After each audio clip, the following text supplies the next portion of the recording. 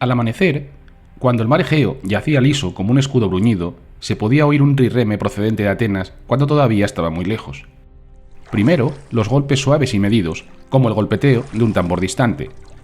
Luego, dos sonidos distintos que emergían gradualmente dentro de cada golpe. Un profundo golpe de percusión de madera golpeando el agua, seguido de una rápida oleada. Estos sonidos eran tan parte de su mundo que los griegos les dieron nombres propios. Llamaron al chapoteo pitilos y al oleaje rotios. Implacablemente, este ritmo resonaba en el agua, acercando poco a poco el barco. Pronto se harían audibles otros sonidos, siempre al compás de los golpes de los remos, el tintineo de las flautas, los gritos rítmicos del timonel mientras instaba a la tripulación a seguir adelante y, en respuesta, el profundo canto de los remeros. La propia voz del barco se unía al estrépito con toneladas de madera y cordaje crujiendo y gimiendo. Mientras el trireme avanzaba, los remos y el ariete de bronce silbaban como serpientes al cortar el agua. En los momentos finales, mientras los ojos enrojecidos fijados en la proa te miraban fijamente, los golpes de los remos sonaban como un trueno. Entonces, el barco te atropellaba o se desviaba en busca de otra presa.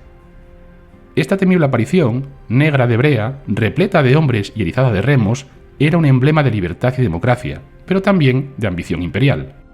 Era un buque de guerra de Atenas, un buque de una armada de cientos que servía a la voluntad del pueblo ateniense.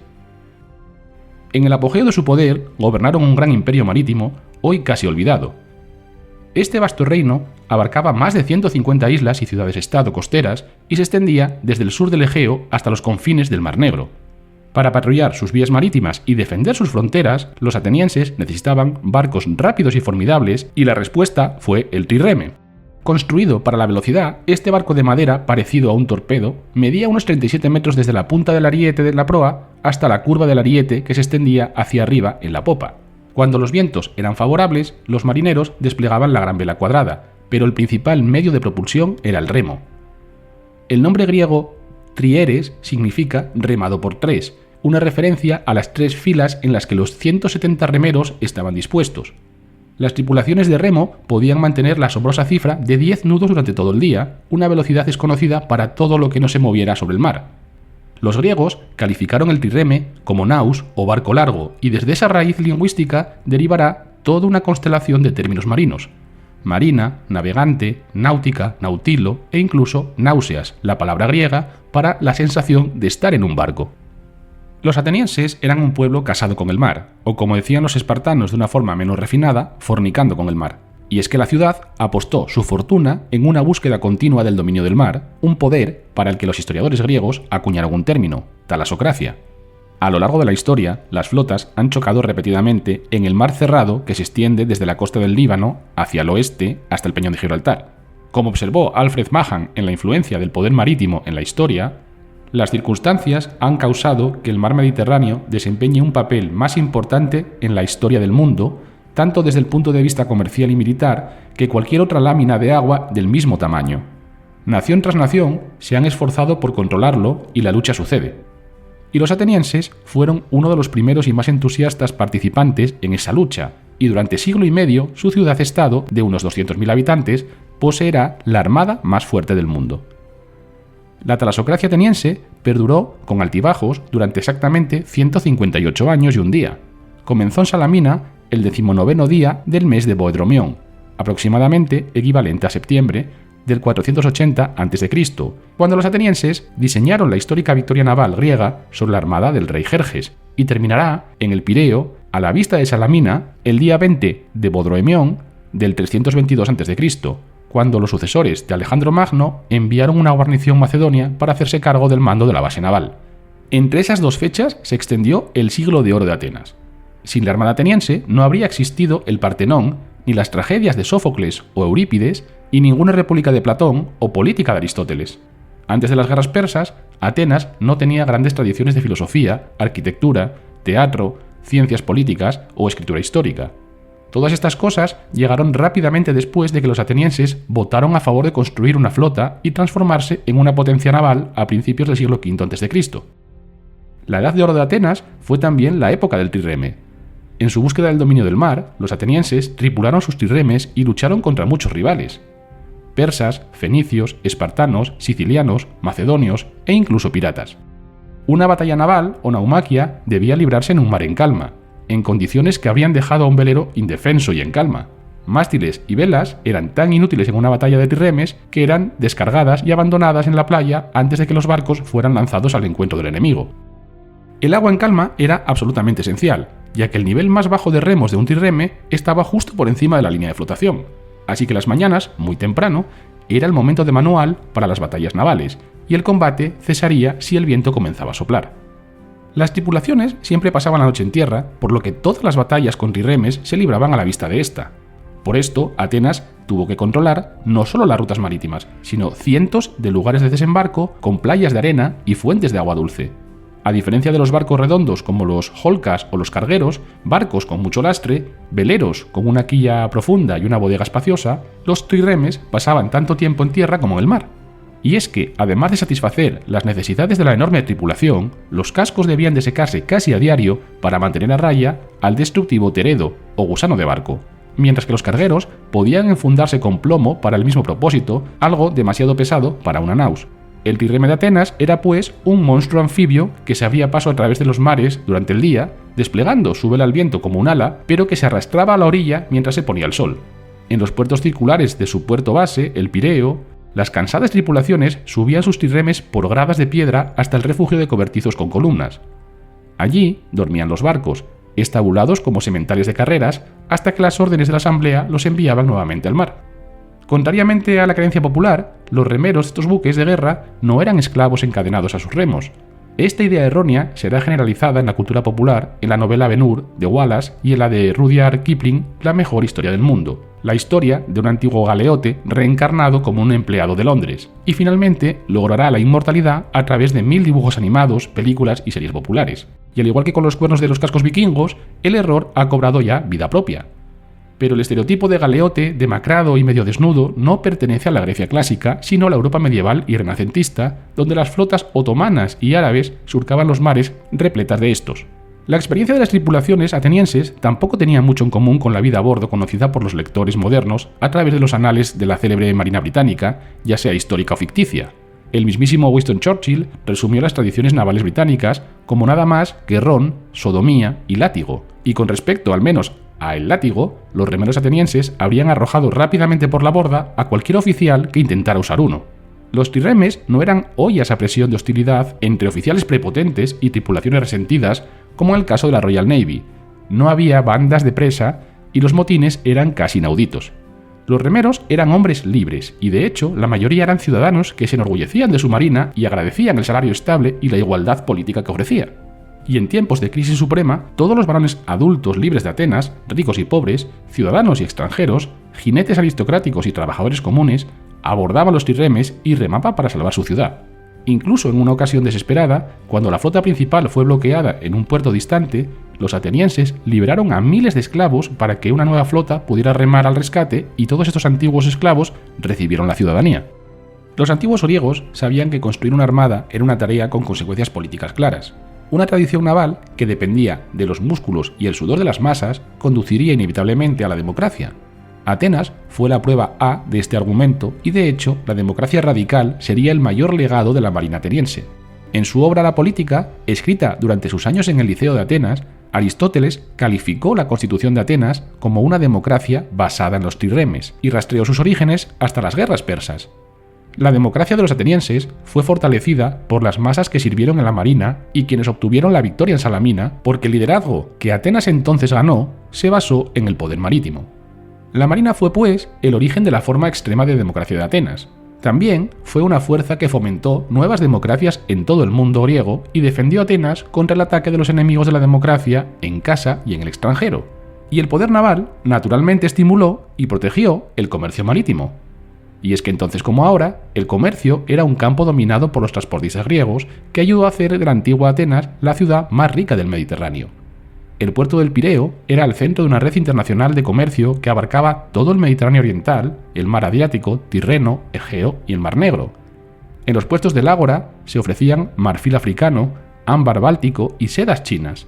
Junto a los artículos de lujo exóticos había un tráfico a gran escala de productos básicos como vino, pescado salado, piedra de construcción y madera.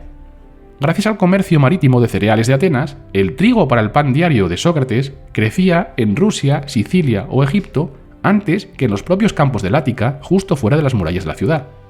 Los lejanos horizontes abiertos por la marina permitieron al propio Sócrates decir: «No me llames ateniense, soy ciudadano del mundo». Una vida ligada al mar generó un espíritu abierto de experimentación y libertad. A diferencia de muchos de sus vecinos, Atenas recibió con entusiasmo a los extranjeros de ultramar, ya fueran griegos o bárbaros, y los animó a establecerse como residentes. Los atenienses se volvieron tan tolerantes que permitieron a comerciantes extranjeros construir santuarios a sus propios dioses dentro de los muros del Pireo. Un pensamiento tan liberal era poco común entre potencias terrestres como Esparta o Tebas, donde el predominio de la falange hoplítica ejerció un efecto embrutecedor. A la larga, el espíritu ateniense resultó más resistente y duradero que el espartano. 10 años después de la llamada caída de Atenas en el 404 a.C. y la victoria espartana en la guerra del Peloponeso, los héroes navales atenienses habían restaurado la independencia de la ciudad, el gobierno democrático y la marina. Al cabo de una generación, Atenas se convirtió en líder de una segunda liga marítima y expulsó a los espartanos de los mares. Y esta renovada época, iniciada por el renacimiento de la marina, produjo la historia de Jenofonte, las esculturas de Praxíteles, los diálogos filosóficos de Platón, los discursos de Demóstenes y los trabajos científicos de Aristóteles. Y como institución, la propia marina prosperó en el siglo IV a.C. como nunca antes. Durante el conflicto final con los macedonios, cuando el poder de Esparta había sido permanentemente doblegado por Atenas y otros estados griegos, la cuenta de trirremes en el resucitado astillero ateniense alcanzaba los casi 400, muchos más que durante las guerras persas o las del Peloponeso. En la Edad de Oro, los atenienses más conocidos estuvieron directamente involucrados en el esfuerzo naval, y entre los que comandaban flotas y escuadrones de trirremes podemos encontrar a estadistas como Pericles, historiadores como Tucídides o dramaturgos como Sófocles, cuya elección para el cargo de general se decía que se debía haber sido un premio público por el éxito de su tragedia Antígona. Los atenienses demostraron su obsesión naval incluso en los nombres que dieron a sus hijos: Naubios o vida naval, Náucrates, poder naval, y el propio Pericles, arquitecto del siglo de oro, se identificó tan estrechamente con la flota que llamó a su segundo hijo Páralos, como el trirreme estatal consagrado a Páralos. Otro patriota ateniense nombró a su hijo Eurimedón en honor al río Eurimedón en Asia Menor, donde una fuerza naval ateniense obtuvo una gran victoria sobre las flotas y ejércitos del rey persa alrededor del 466 a.C. Era como si una familia en tiempos más recientes hubiese llamado a un niño Trafalgar o Midway. Y también había mujeres llamadas Naumaque o Batalla Naval y Nausinique o Victoria Naval. El mar penetró todos los rincones de la vida ateniense. Barcos y navegación formaron un tema para poetas, artistas, dramaturgos, historiadores, políticos, filósofos y juristas. El pueblo describió a su gobierno como un barco de estado y a sus líderes como los timoneles. En las academias, los pensadores investigaron la mecánica de los remos y los movimientos de los vientos y las estrellas, y los teóricos políticos deploraron la marina y sus efectos en la moral ateniense. En el teatro de Dioniso aparecían escenas náuticas tanto en tragedias como en comedias, y en el dormitorio los términos náuticos para remar y embestir rápidamente se volvieron el argot ateniense para los juegos previos y la penetración sexual. Uno de los primeros proyectos conocidos en la historia de la preservación requirió que los carpinteros de la ciudad conservaran una pequeña galera sagrada que los atenienses afirmaban que era aquella en la que en su momento viajó a Creta el héroe legendario Teseo para matar al Minotauro. Los atenienses más ricos se turnaban para servir como tirarcas o comandantes de trirreme, proporcionando equipo y actuando como capitanes mientras los barcos estaban en el mar, y sus aportaciones económicas a la flota fueron el impuesto requerido de ellos por la mayoría democrática. Y así como los ciudadanos comunes se alistaron voluntariamente para servir en el mar, muchos atenienses ricos compitieron para eclipsar a sus rivales en el número de sus tirarquías anuales, los lujosos accesorios de sus barcos y la velocidad de sus tripulaciones. Y aunque las glorias de la Acrópolis dominan nuestra visión moderna de Atenas, los antiguos atenienses veían su ciudad de otra manera. En términos de orgullo cívico, los templos de los dioses quedaron eclipsados siempre por el vasto complejo de las instalaciones de la marina. Cerca del puerto de Cea, en el Pireo, se encontraba el edificio techado más grande de toda Grecia, un arsenal naval de 122 metros de longitud. El arquitecto ateniense Filón lo diseñó para albergar las velas de lino, aparejos y otros aparejos colgantes de la flota. Filón estaba tan orgulloso de su almacén o esqueuoteque que escribió un libro sobre ello, y la asamblea votó a favor de inscribir sus especificaciones en una estela de mármol. Y ni siquiera el mismísimo Partenón, recibió tanta atención en el momento de su construcción. Solo una referencia literaria contemporánea al Partenón ha sobrevivido hasta nuestros días, en fragmentos de una comedia anónima, e incluso aquí el Partenón pasa a segundo plano frente a los monumentos náuticos. Oh Atenas, reina de las ciudades, qué justo tu astillero naval, qué hermoso tu Partenón, qué hermoso tu Pireo. La gran empresa naval proporcionó a Atenas su principio unificador y espíritu cohesivo. Al igual que los vikingos y los venecianos, los atenienses construyeron una civilización en la navegación. Solo los fenicios y los isleños polinesios los superaron en la totalidad de su empresa marítima.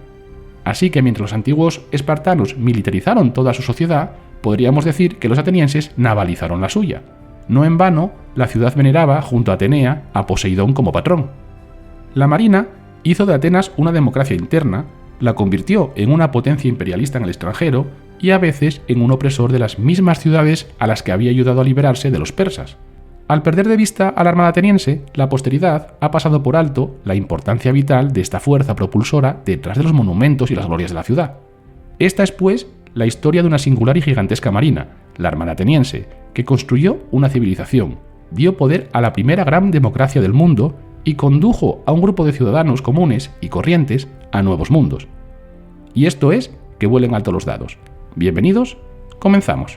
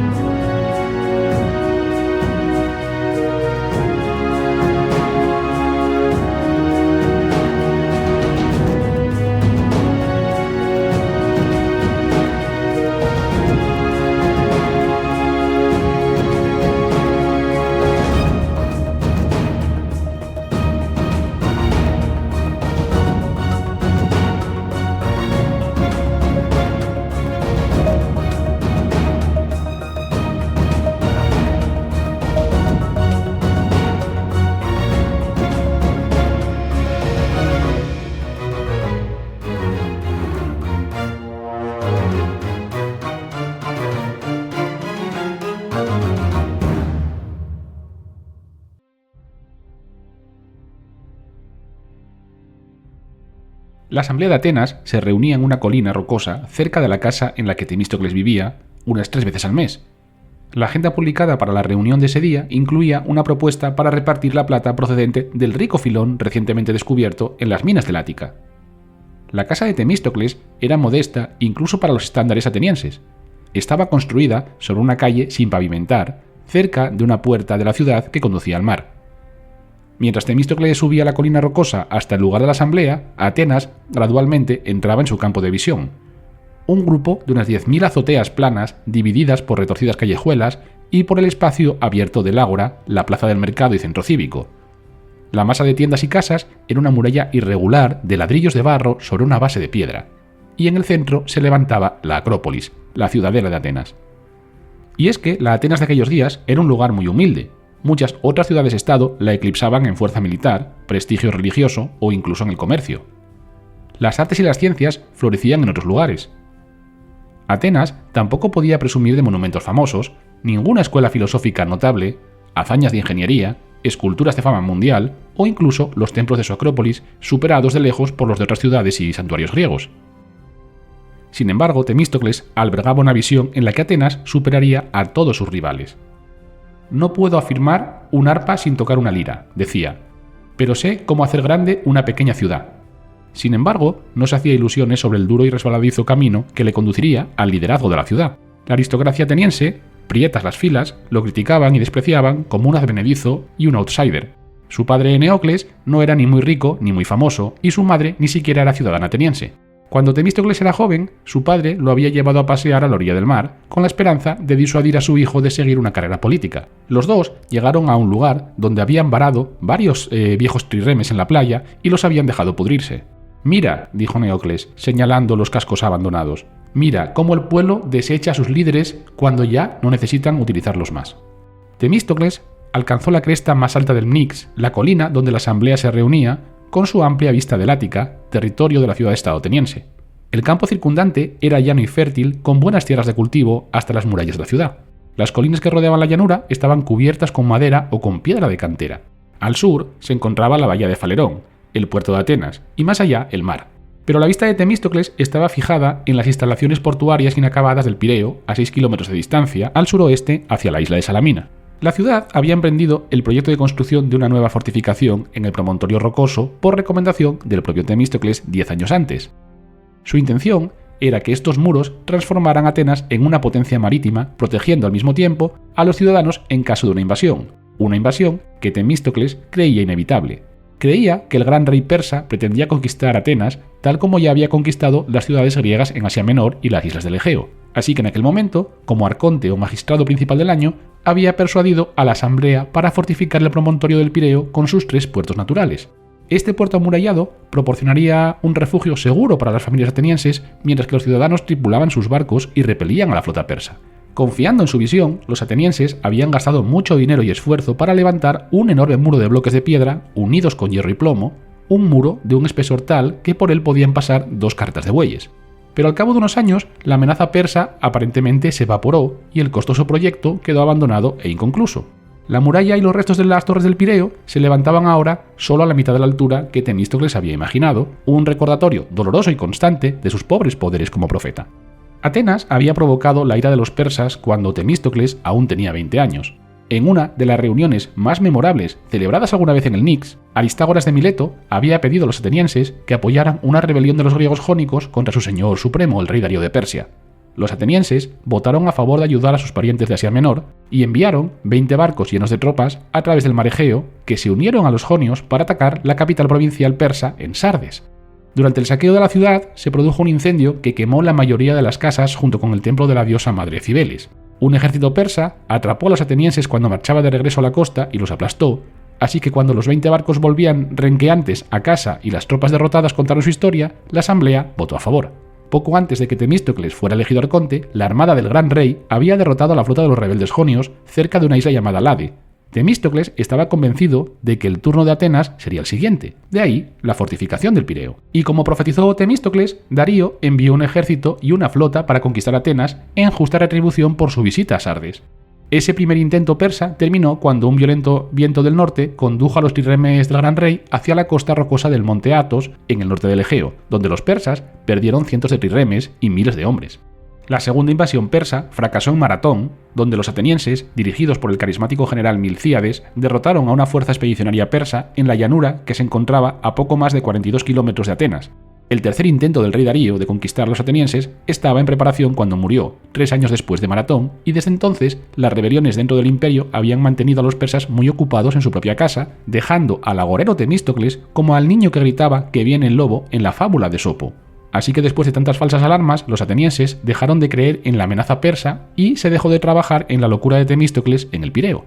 Sin embargo, él nunca había perdido su convicción, y en la reunión que estaba a punto de celebrarse, tenía la intención de fortalecer el poder de Atenas para resistir a Persia. Pero como era consciente de que la asamblea no tendría paciencia si volvía a lanzar una predicción de ataque persa, Temístocles usaría una mentira en su lugar. Laurión, o lugar de plata, era un conjunto escarpado de colinas cerca del sur de la punta del Ática, a unos 40 kilómetros al sur de Atenas. Los buscadores habían trabajado la veta de plata de este yacimiento durante 1000 años, primero desenterrando el mineral verdoso de los depósitos superficiales y luego las brillantes vetas profundas. En la época de Temístocles había pozos que llegaban a profundidades de 100 metros. Los mineros, la mayoría de ellos esclavos, eran bajados con cuerdas, equipados con picos de hierro y lámparas de arcilla que contenían suficiente aceite como para un turno de 8 a 10 horas. Cuerdas y cabestrantes elevaban el mineral a la superficie, donde era triturado, lavado, tamizado y fundido. En Atenas, la Casa de la Moneda recibía la plata para fabricar las monedas de la ciudad o búhos, estampadas por una cara con la cabeza con casco de Atenea y por la otra con la lechuza de la diosa y una ramita de olivo. El pueblo ateniense era dueño de las minas de Laurión colectivamente, pero la inversión y las operaciones reales fueron privatizadas. Los arrendamientos de minas se subastaban al comienzo de cada año a los mejores postores, y los atenienses cobraban un porcentaje del rendimiento de la mina al final del arrendamiento anual.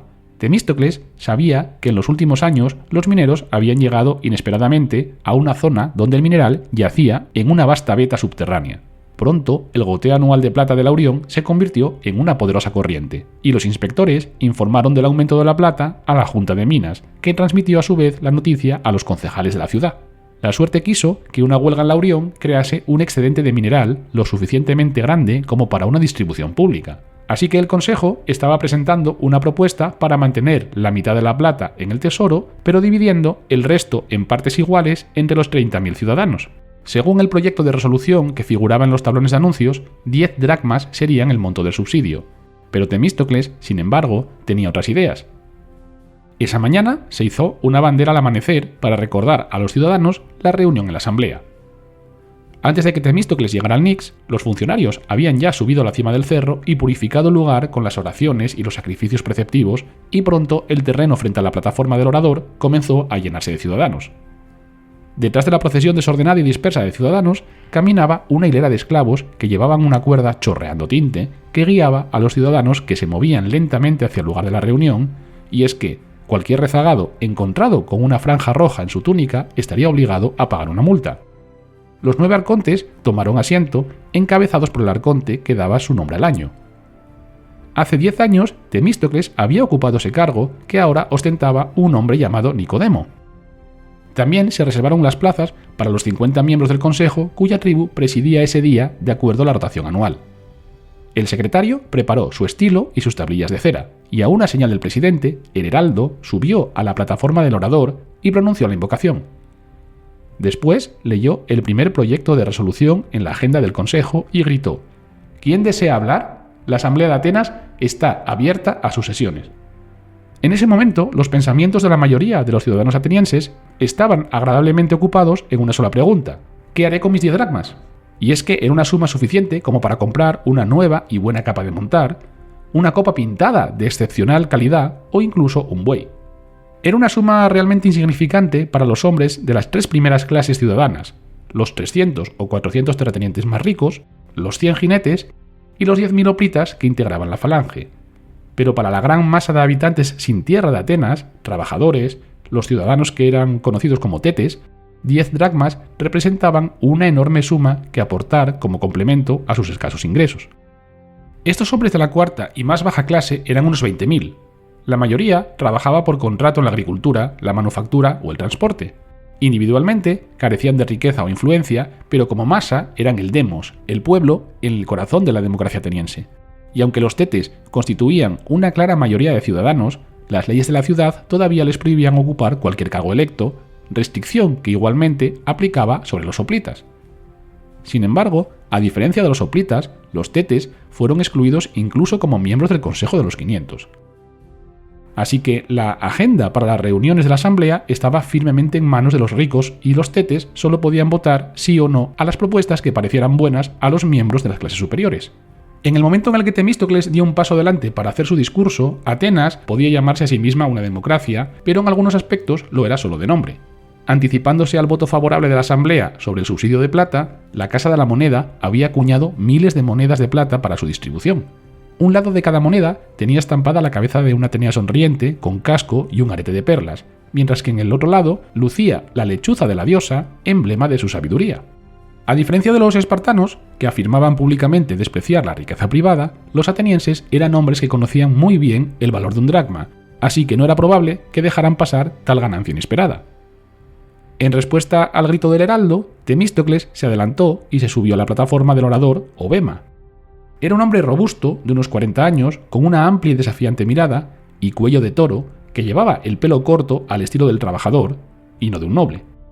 Junto con una memoria infalible para nombres y rostros, poseía otro requisito para una exitosa carrera política en Atenas: una voz fuerte y poderosa. Nadie leía notas mientras se dirigía a la asamblea. Los discursos eran memorizados o improvisados y debían tener presente una serie de reglas al hablar. No debían desviarse de su punto o abordar más de un tema. No se les permitía calumniar a un compañero ciudadano, bajarse del bema mientras hablaba o agredir al presidente, y no podía hablar 2 veces sobre la misma propuesta a menos que se lo ordenara la asamblea. Así que Temístocles, antes de bajarse de la plataforma, tendría que proporcionar todos los detalles de su plan, explicar todos sus beneficios y refutar de antemano todos los argumentos posibles en contra. Lo más imprudente era incurrir en una impaciencia de la asamblea que generalmente expresaba su disgusto con abucheos y toda serie de lindezas verbales. Pero mientras no se rompiesen las reglas, el orador no podía ser interrumpido. Sin gestos extravagantes ni trucos teatrales, Temístocles se enfrentó a sus conciudadanos y presentó su propuesta. Él creía que había una forma mejor de utilizar la plata. En lugar de romper el enorme tesoro, instó a los atenienses a dedicar los ingresos mineros del año, las 600.000 dracmas, a un solo proyecto: la construcción de una marina. Y es que con esa suma, Atenas podría dotarse de 100 nuevos buques de guerra rápidamente. En combinación con la flota existente de alrededor de 70 trirremes y algunas adiciones anuales modestas, el total rápidamente ascendería a 200. Y este era aproximadamente el número máximo de barcos a los que la ciudad podía aspirar en base a su propia población. De un plumazo, Atenas se convertiría en la mayor potencia naval de Grecia. Esta flota protegería a los atenienses de una amenaza muy real e inmediata a su seguridad. Pero esta vez, Temístocles apuntó su propuesta revolucionaria ante un enemigo visible para todos. Desde donde él estaba, podía señalar al otro lado del mar las oscuras alturas de Egina, una isla que dominaba el horizonte al sur. Durante generaciones, una aristocracia de príncipes mercaderes había gobernado Egina, dominando a los atenienses tanto en lo tocante al poder naval como al comercio marítimo. Los búhos atenienses competían en los mercados extranjeros con las tortugas eginetas, monedas de plata estampadas con la imagen de una tortuga marina. Y es que Egina, y no Atenas, había establecido los estándares comunes para pesos y medidas. Incluso el Egipto faraónico les había concedido a sus comerciantes un permiso para establecer un puesto comercial en el delta del Nilo, y flotas de barcos de grano del Mar Negro hacían escala cada verano en Egina. La isla se había convertido en el mayor emporio marítimo de Grecia, mientras que Atenas todavía carecía de un puerto protegido donde un carguero podría atracar y descargar su carga. Pero este dominio comercial no había sido suficiente para los eginetas, que durante los últimos 20 años habían estado librando una guerra no declarada contra Atenas. Era el tipo de conflicto continuo que los griegos llamaban polemos akerictos o guerra sin heraldo. Un día, de la nada, los buques de guerra eginetas atacaron la costa del Ática y arrasaron como una flota pirata a través de Falerón y otras ciudades costeras. Su próximo objetivo sería un barco sagrado con destino al santuario de Poseidón en Cabos Unión. Los eginetas tendieron una emboscada al barco ateniense y secuestraron al sacerdote y a otros dignatarios que se encontraban a bordo.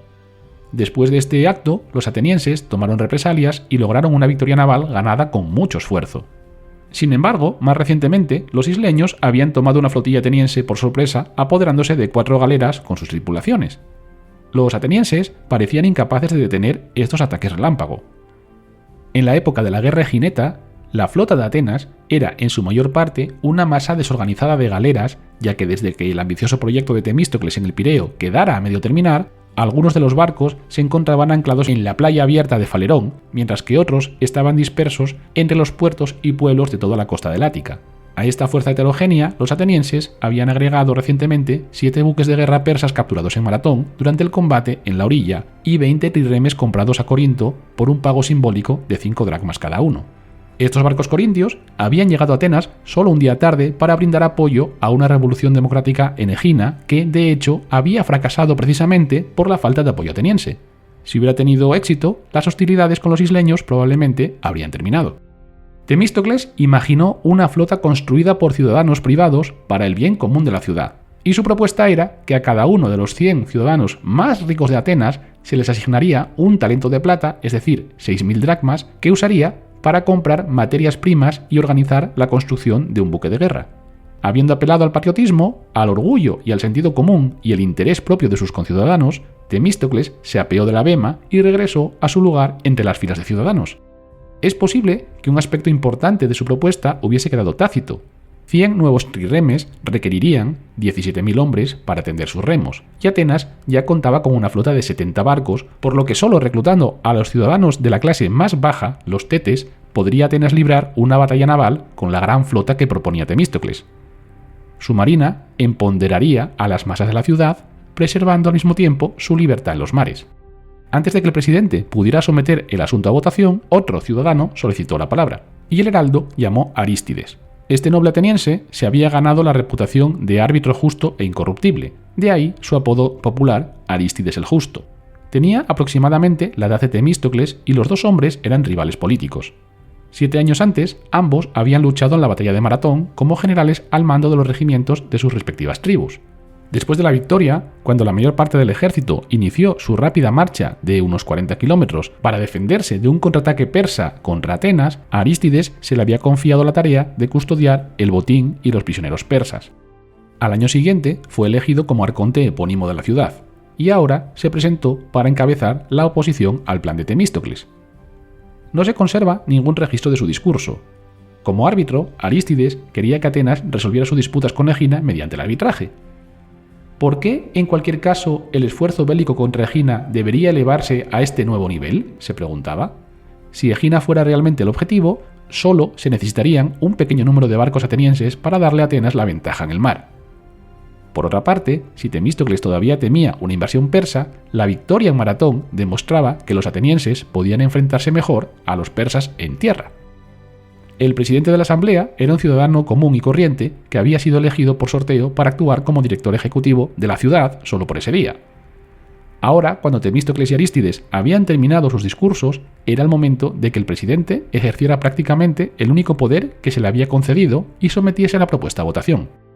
En Atenas, los ciudadanos indicaban su elección mediante mano alzada y, a excepción de un recuento muy ajustado, el presidente y el resto de los funcionarios simplemente observaban a la masa de ciudadanos y luego anunciaban si la mayoría había votado a favor o en contra. En esta trascendental ocasión, a pesar de la súplica de Arístides, los atenienses votaron primero en contra del subsidio de 10 dracmas propuesto por el Consejo y luego sí a la propuesta de Temístocles de que 100 ciudadanos recibirían cada uno un talento de plata para un proyecto que beneficiaría a la ciudad de Atenas. La visión de un hombre se había convertido por fin en la misión de una ciudad entera. Y es que sin saberlo, Temístocles había hecho su propuesta justo a tiempo, ya que más de 3.000 kilómetros al este, más allá del río Tigris, se estaban ya trazando planes para una nueva invasión de Grecia, y Atenas sería el objetivo principal. Pero ahora, gracias a un descubrimiento casual de mineral de plata en las minas de Laurión, una muralla de barcos de madera y arietes de bronce se interpondrían entre el gran rey y su meta. Que vuelen alto los dados sigue creciendo y ya estamos en TikTok, YouTube, la red X, Instagram y Facebook. Esto es Que vuelen alto los dados. Muchas gracias por confiar en nuestra empresa para dar publicidad a su podcast. Y como les dije, pues ya tenemos la campaña de marketing. ¡Tachán! Aquí está. Esto es un folio y pone: escucha nuestro podcast, es el mejor. Impactante, ¿verdad? A ver si me aclaro. ¿Pretende usted cubrir la ciudad con folios como ese? No, hombre, no, por favor. Uy, qué susto me había dado usted. No, por favor, la ciudad no, que no tengo tanto tóner en la impresora. Eso sí, su calle se la empapelo. No doy crédito. Impresionante, ¿verdad? Y se ha dado cuenta, a 2 colores, blanco y negro. Hemos acertado la campaña, ¿verdad? Hombre, pues no, porque para llegar a mi barrio con salir yo a la ventana y dar 2 voces... Entiendo usar el elemento sonoro. Pues mire, entonces usamos este invento mío. Aquí está. Es un altavoz y sin pila ni nada, ¿eh? ¿Eso es un folio doblado como un cucurucho? Mire que bien se oye. ¡Atención, atención! Oigan mi podcast, cuando el crajo vuela abajo. No sabe usted ni el nombre. Es que vuelen alto los dados. ¿Eso qué es? ¿De una casa de apuestas? Echamos una quinelita a medias ¿Tiene algún pálpito para el partido de la Ponferradina? Que vuelen alto los dados. Puedes seguirnos en Instagram, Facebook y en la red X. Además, también puedes ver nuestros vídeos en YouTube y TikTok. Mantente conectado con nosotros en todas nuestras plataformas para no perderte ningún episodio de Que vuelen alto los dados, tu podcast de historia. Oiga, no se vaya, no se vaya.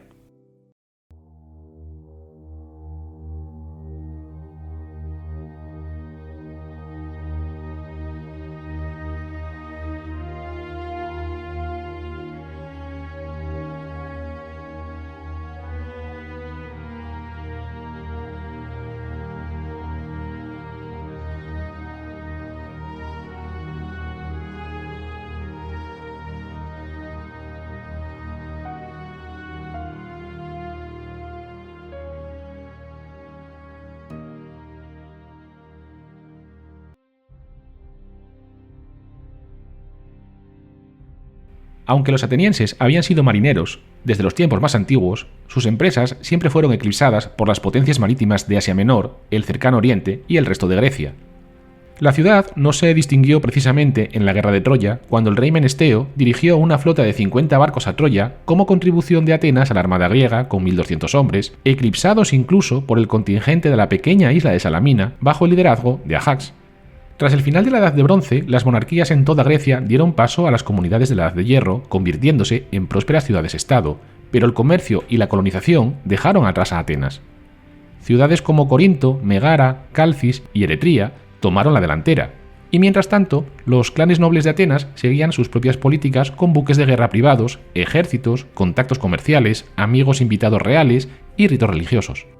Algunas de las familias atenienses más poderosas incluso se apoderaron y mantuvieron sitios estratégicos alrededor del norte del Egeo y el Helesponto como feudos privados.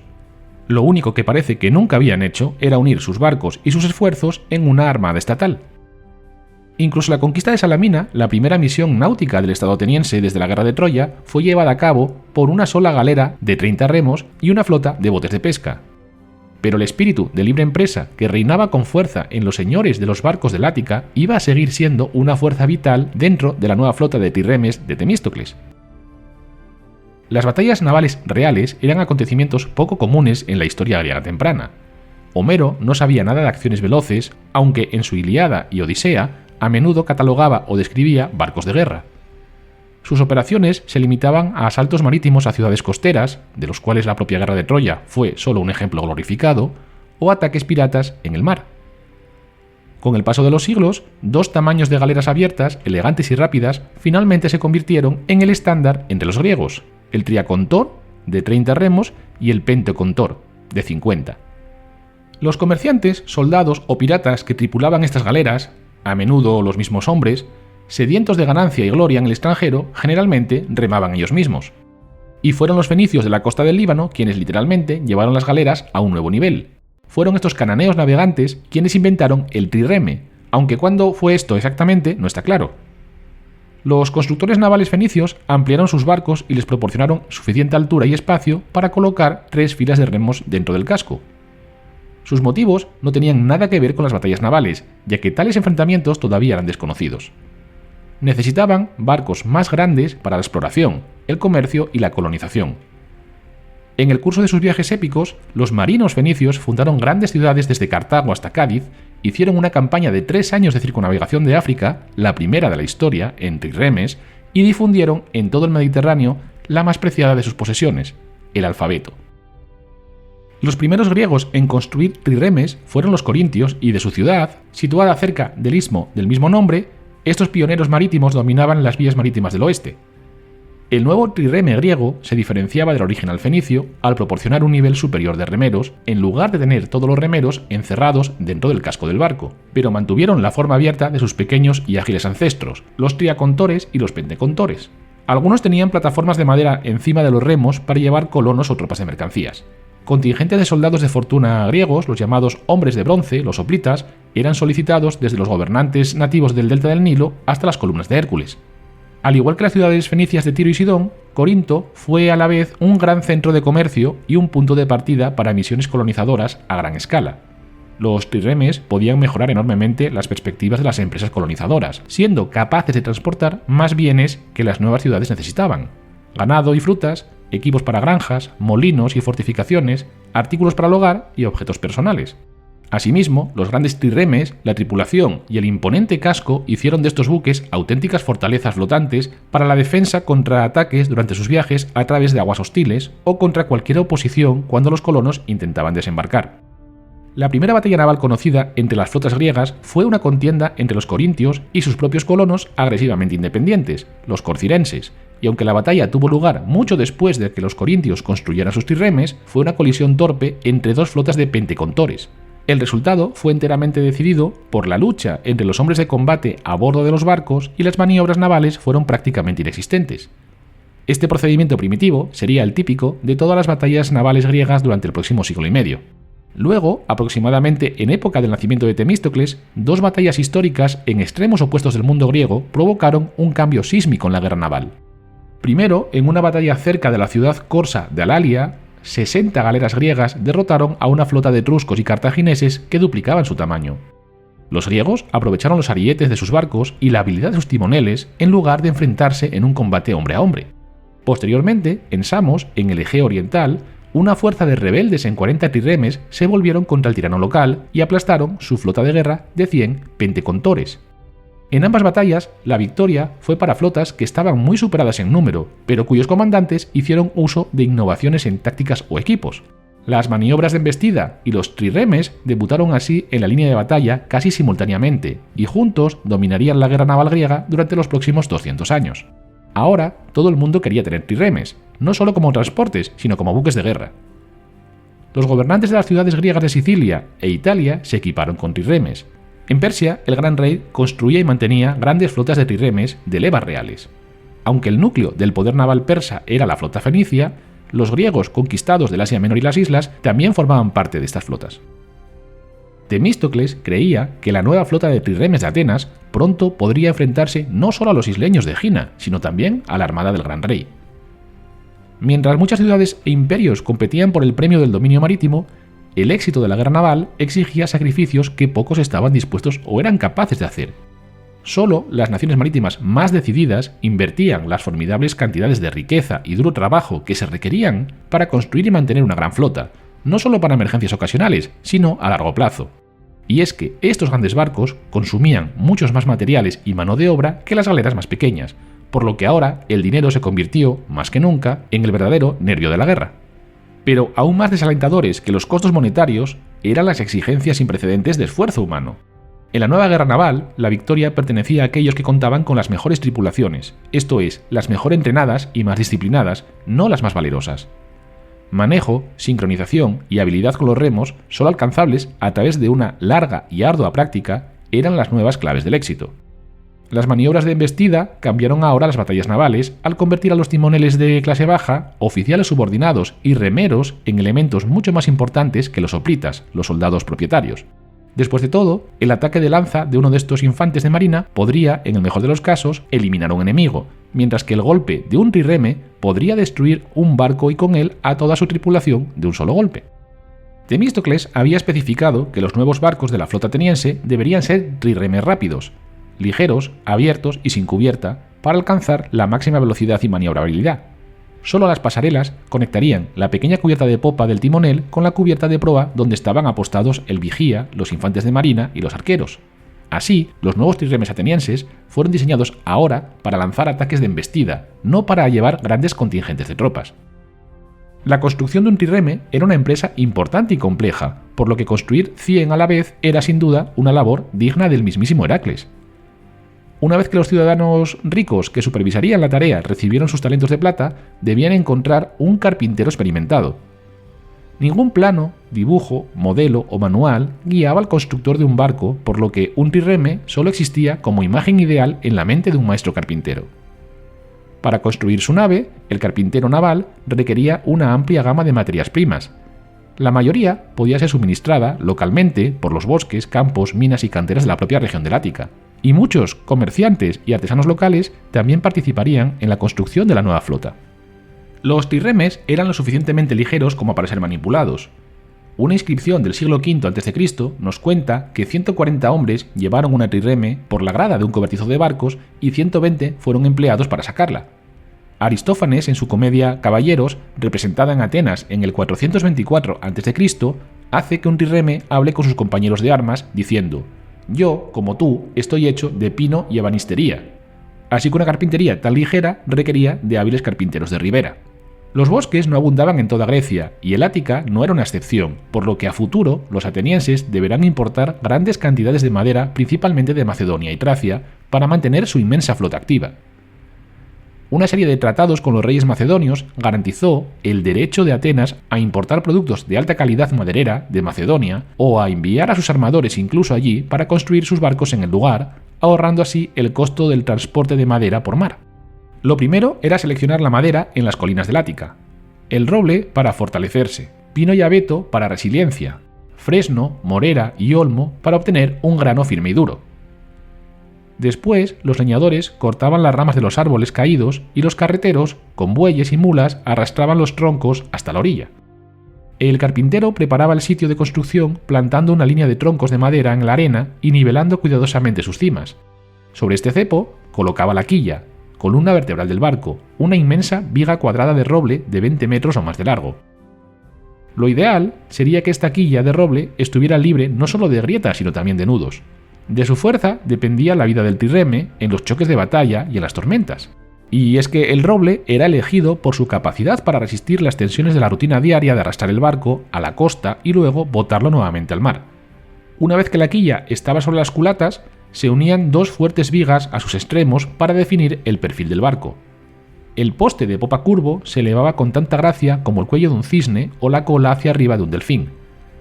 En la parte delantera se instalaba el poste de potencia vertical a poca distancia del extremo de la quilla. La corta sección de la quilla se extendía delante del poste de rodadura y formaría el núcleo del barco que finalmente sostendría el ariete de bronce. Entre los postes de popa y de proa discurrían largas hileras de tablas. En los trirremes, la capa exterior se construía uniendo tabla con tabla, en lugar de unir tablones a un esqueleto de marcos y nervaduras como se haría posteriormente. Para la construcción de la primera cáscara, los constructores establecían andamios a cada lado de la quilla para sostener las tablas mientras el barco tomaba forma. Como algunos trozos de pino todavía estaban verdes, era fácil doblarlos para darles forma. A lo largo de los estrechos bordes de cada tabla, los constructores taladraron hileras de pequeños agujeros para cordones de lino y otros más grandes para los gonfoi o clavijas. Estos últimos eran tacos de madera del tamaño del dedo de un hombre que actuaban como espigas. Empezando por ambos lados de la quilla, los ayudantes del carpintero aseguraban las filas de tablas haciendo coincidir la fila de agujeros más grandes con la parte superior de las clavijas proyectados desde la tabla de abajo y luego golpeando la nueva tabla en su lugar con mazos. Las clavijas, ahora invisibles, actuarían como nervaduras en miniatura para sostener y endurecer el casco. Así pues, en la construcción de los trirremes no se utilizaban clavos ni remaches de hierro. Una vez colocados los tablones, los ayudantes del carpintero pasaban días en cuclillas en el interior del casco ascendente, enhebrando laboriosamente cuerdas de lino a través de los pequeños agujeros a lo largo de los bordes de las tablas y apretándolas. El lino podría ser hilado tan fino que con una libra se podrían obtener varios kilómetros de hilo y, a diferencia de la lana, no se estiraría ni cedería con el funcionamiento del barco en el mar. Además, el lino también poseía la muy apropiada cualidad náutica de ser más fuerte mojado que seco. Este sistema de construcción creaba un casco fuerte que podía soportar choques severos y si una roca o un ariete enemigo creaban un agujero a través de las tablas, se podía coser rápidamente un parche de madera en el lugar para cerrar la brecha. Solo después de que el casco estaba fijado y cosido con lino, sobre el largo y esbelto casco, el carpintero erigía las estructuras que distinguen a los trirremes griegos de sus homólogos fenicios, los marcos de remo o paraseiresia, es decir, algo que está más allá y fuera del remo. A veces, denominado estabilizador, el marco de remo era más ancho que el casco del barco y de hecho realizaba múltiples funciones. Primero, el marco de remo llevaba los tolepins para el nivel superior de remos o tranita y su amplia envergadura permitía una larga brazada de remo. En segundo lugar, se sujetarían pantallas laterales al marco del remo cuando el barco entrara en batalla para proteger a los remeros de los dardos y flechas enemigos. Y tercero, la parte superior del marco podía soportar una cubierta de lona o madera. En estos trirremes rápidos se extendía una lona de lino blanco sobre la tripulación para protegerlos del calor del sol mientras remaban. En un trireme pesado o un transporte de tropas se colocaban tablas encima del marco de remo para hacer una cubierta en la que se pudieran transportar soldados o equipo. Finalmente, las robustas vigas transversales que cruzaban el barco al final del marco de remo servían como barras de remolque para remolcar barcos hundidos o premios, como barcos capturados, de regreso a la orilla tras la batalla. Los remos eran el motor principal del trireme y una parte vital de su equipo. A 200 por barco, un total que incluía 30 repuestos, la nueva flota de Temístocles requirió 20.000 troncos de madera de abeto de excelente calidad para sus remos.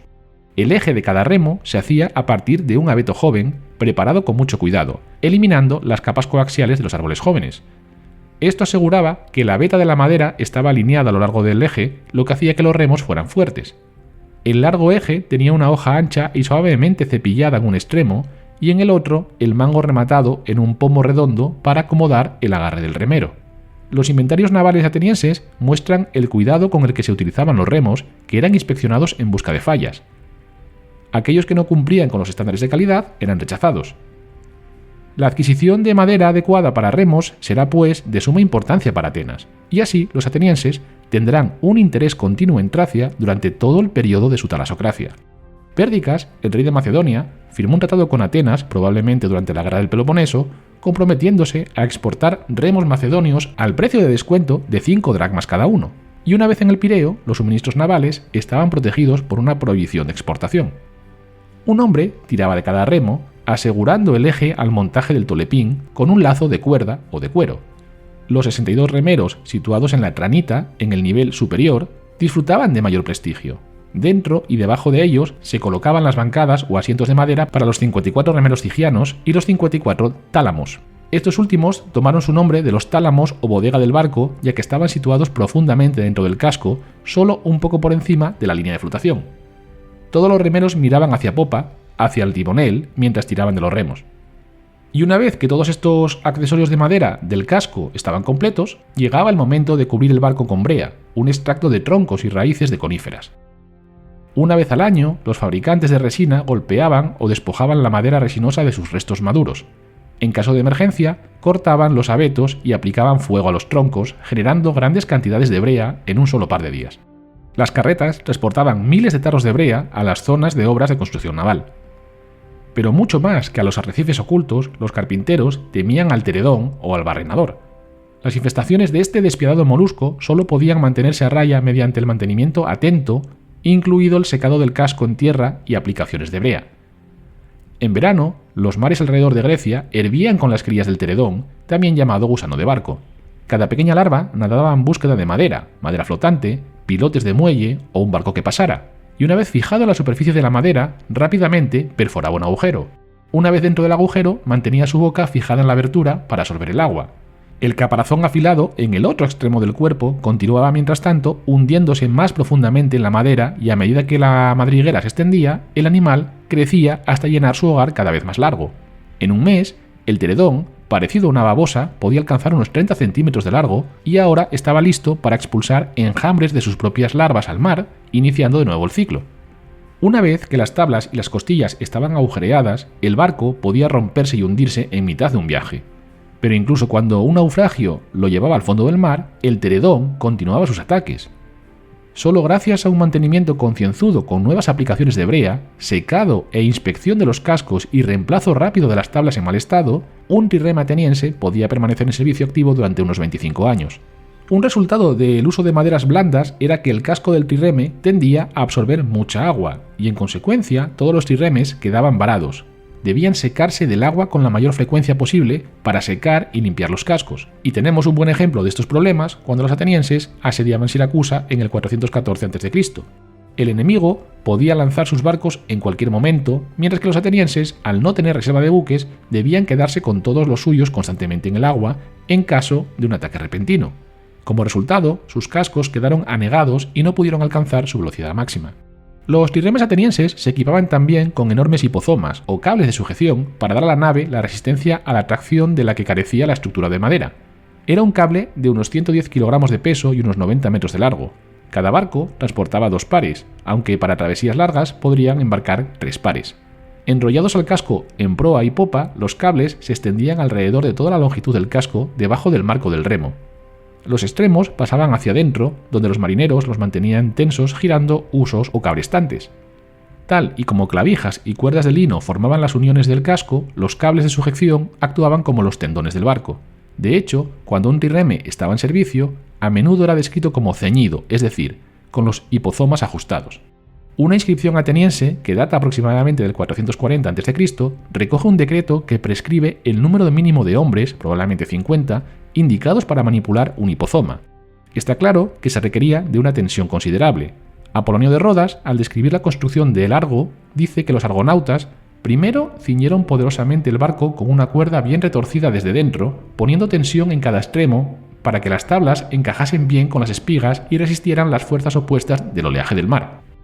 Pero el trireme requería también de muchas otras cuerdas, de papiro, esparto, cuerdas de hierba, cáñamo o lino, que suministraban el aparejo del mástil y la vela, las dos líneas de fondeo, líneas de amarre y cables de remolque.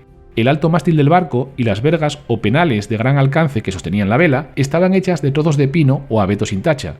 Para la vela, las mujeres de Atenas tejían largos rollos de tela de lino en sus telares verticales que luego cosían los veleros juntos en un gran rectángulo. A pesar de su gran peso y su costo, el mástil y la vela eran secundarios a los remos y cuando se sentían amenazados eran retirados del barco y dejados en tierra. Algunos trirremes también llevaban una vela de barco más pequeña y un mástil para emergencias. El pico del barco ya había sido tallado en madera como parte del casco, pero para completar el arma principal, la más letal del trireme, el ariete, los trabajadores metalúrgicos debían enfundar el pico con bronce. Los 100 arietes necesarios para los trirremes de Temístocles requirieron toneladas de metal, una gigantesca ganancia inesperada para la industria del bronce. El bronce no se oxida y es más adecuado que el hierro para su uso en el mar. Parte del bronce vertido en los arietes de los trirremes atenienses era reciclado, fundido a partir de espadas que habían sido empuñadas en batallas ya olvidadas, llaves y todo tipo de objetos e imágenes de dioses. Los maestros artesanos elaboraron estos arietes con el mismo método de cera perdida con el que solían fundir estatuas huecas de bronce de dioses y de héroes para los templos y santuarios. Los maestros artesanos elaboraron estos arietes con el mismo método de cera perdida con el que solían fundir estatuas huecas de bronce de dioses y héroes para los templos y santuarios. Su forma se moldeaba en láminas de cera de abeja directamente sobre el pico de madera del barco para que cada uno estuviera hecho a la medida de su barco. Después de moldear el ariete, la vaina de cera de este se separaba suavemente de la madera y se llevaba a un hoyo cavado en la arena de la playa. El siguiente paso requería arcilla, la misma arcilla rica en hierro que se utilizaba en Atenas para la elaboración de su célebre cerámica roja y negra. Con el modelo de cera boca abajo en el hoyo se colocaba la arcilla alrededor de su exterior. Finas varillas de hierro, forjadas por los herreros, eran empujadas a través de la cera y las dos masas de arcilla. Cuando la cera estaba completamente encerrada en la arcilla, excepto por su borde superior, el enorme molde se invertía y suspendía sobre el fuego hasta que se derritiera toda la cera. Un espacio hueco negativo en forma de ariete ya se había formado dentro de la arcilla compactada que permanecía solo para llenar el molde con bronce fundido. Pero esta era una tarea compleja y difícil, ya que los fuegos de leña no podían producir el calor necesario y el proceso requería carbón. El ariete de un trireme debía ser fundido en una única y rápida operación. Primero, los trabajadores del bronce erigieron un círculo de pequeños hornos de arcilla verticales alrededor del borde del pozo. Un canal conducía desde el pie de cada horno hasta el borde del molde. El bronce roto, ya fuera en lingotes o en chatarra, se repartía entre los hornos. Con el encendido del carbón, el metal de cada horno rápidamente se convertía en una masa fundida y brillante, y a una señal, maestros y aprendices quitaban los tapones de arcilla de todos los hornos. Simultáneamente, las corrientes brillantes y calientes fluían por los canales y llenaban el hueco en el molde de arcilla que quedaba al derretirse la cera. El bronce se enfriaba y endurecía rápidamente, y cuando se rompía el molde de arcilla, el ariete de bronce estaba listo. Después de cortar las varillas de hierro, rematar el borde posterior y pulir la superficie, los trabajadores del bronce deslizaban el nuevo ariete en su lugar sobre el pico de madera del trireme, fijándolo firmemente con clavos de bronce. Canteros y trabajadores de piedra proporcionaron mármol blanco fino del monte Pentélico cerca de la ciudad, y de delgadas losas de este mármol los escultores tallaban un par de oftalmoi u ojos para cada trireme. Un círculo coloreado pintado en rojo ocre representaba el iris. Los ojos estaban fijados a ambos lados de la proa. Los atenienses creían que estos ojos permitían al barco encontrar un paso seguro a través del mar, completando la creación mágica de un ser vivo de materiales inanimados. En terminología griega, los extremos salientes de la viga transversal sobre los ojos eran las orejas del barco, y los penoles eran sus cuernos. La vela y los bancos de remo eran sus alas, y los garfios eran las manos de hierro. Después de rápido, el epíteto más común que Homero usa para los barcos es negro, la negrura como resultado de las aplicaciones de brea de pino en los cascos de los barcos para hacerlos estancos. Y lo mismo ocurría con los trirremes atenienses. Cada trirreme tenía un nombre. Fueron nombrados por diosas como Artemisa y Afrodita, ninfas marinas como Tetis y Anfitrite, ideales como democracia, libertad e igualdad, o animales como la leona, gacela y caballito de mar. Otros eran más variados, intachable, buen tiempo o buena reputación, e incluso otros con algún tinte pirático como rapiña o pillaje. Mención especial merecen los trirremes sagrados o estatales, Salamina y Páralos, dos barcos rápidos que siempre estaban completamente tripulados y eran utilizados para misiones especiales como el transporte de enviados. El Páralos será el único trirreme de la flota ateniense en su historia con un nombre masculino, en honor al mítico hijo de Poseidón, que se decía inventó el barco. Estos eran considerados los barcos más rápidos de la flota y si bien sus funciones principales eran rituales, de transporte de embajadas o despachos importantes, no dejaron de participar en numerosas batallas y expediciones, siendo empleados como buques insignia de la flota. Cada 4 años, transportaban desde el Pireo hasta Olimpia a los atletas atenienses que debían participar en los Juegos Olímpicos o en los Juegos Sísmicos celebrados en Corinto. Se les asignaban tripulaciones de élite y oficiales con cargos especiales, con remeros que cobraban más que sus homólogos, a razón de 4 vuelos al día. Sin embargo, no contaban con un tierarco, ya que su tripulación debía de ser un símbolo y reflejo de la democracia. Así que el oficial de mayor rango era el tesorero, elegido por votación en la asamblea, que además asignaba los fondos para el mantenimiento y gastos de estos buques. No obstante, si participaban en batalla, el estratego de la flota navegaba en ellos en su papel de buque insignia. Cada barco tenía una imagen que representaba su nombre en una placa pintada adherida a la proa. Posiblemente el nombre también se escribía, pero la imagen pintada servía para otros propósitos. Era relativamente fácil de identificar en batalla, proporcionaba un símbolo en torno al cual la tripulación podía reunirse y sobre todo era comprensible. Los herreros fabricaban también un par de anclas de hierro para cada trirreme que se colgarían a cada lado del casco y evitarían que el barco se balanceara mientras su proa estaba varada en la playa. Asimismo, curtidores y peleteros proporcionarían las mangas tubulares que impermeabilizaban los puestos de los remos inferiores. Y de los mismos talleres surgirían las pantallas laterales de cuero para los bastidores de remo. Almohadillas de piel de oveja permitían a los remeros del trirreme bajar las piernas mientras remaban, aumentando así la potencia de cada brazada. Finalmente, los orfebres doraron el mascarón de proa de Atenea, que identificaba cada barco como un trirreme de Atenas. La diosa llevaba un casco, así como la famosa coraza o égida adornada con la cabeza de Medusa, la gorgona que podía convertir a un mortal en piedra con una sola mirada. Durante los meses en los que se desarrolló la construcción naval de la nueva flota, la plata se desembolsó a todos esos trabajadores, desde madereros hasta carpinteros navales, pasando por broncistas, por lo que al final el dinero regresó a muchos de los mismos ciudadanos que habían votado a favor de renunciar a sus 10 dracmas por el bien común.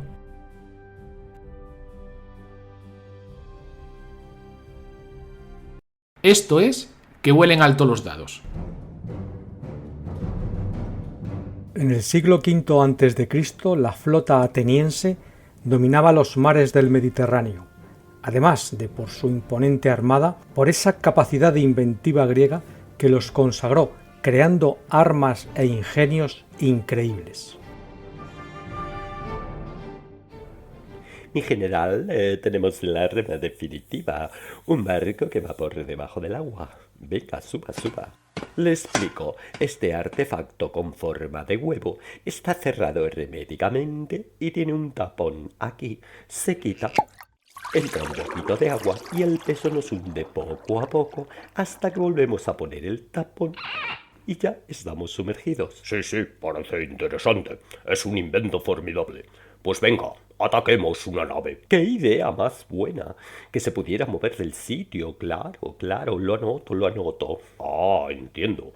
El artefacto se hunde y cuando pasa el enemigo, ¡paz!, lo hunde. Oiga, esa idea es buenísima. Sí, no se me había ocurrido, pero lo anoto. Entonces, ¿esto qué hace? Pues se hunde y ya. Es decir, no avanza, no ataca. Esto es una estupidez.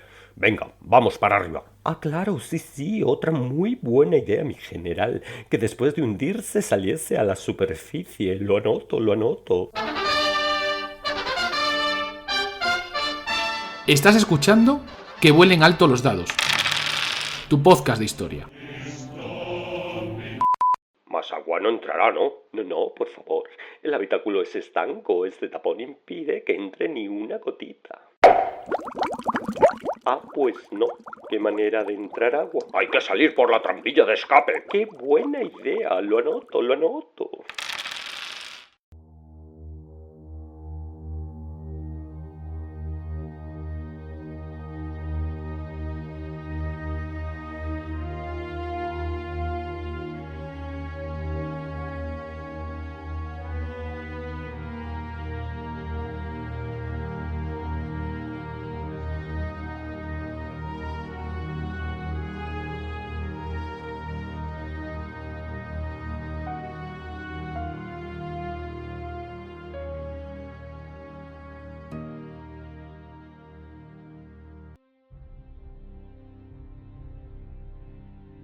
¿Por qué un trireme completamente tripulado es un terror para el enemigo y una alegría para sus amigos?, se preguntaba Jenofonte.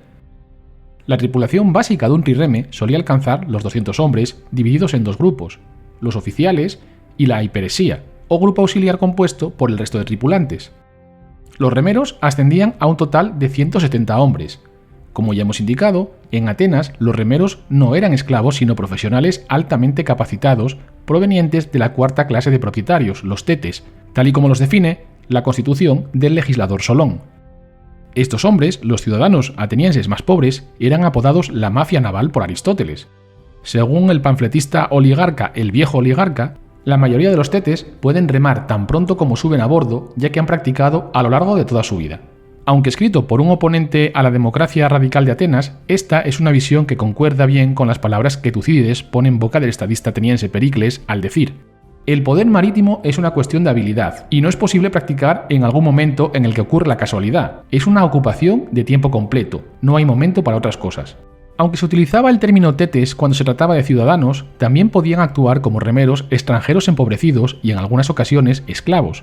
Según los inventarios navales, en cada buque había una dotación de 27 remeros a cada lado del nivel más bajo del trireme, los talamioi o remeros de bodega.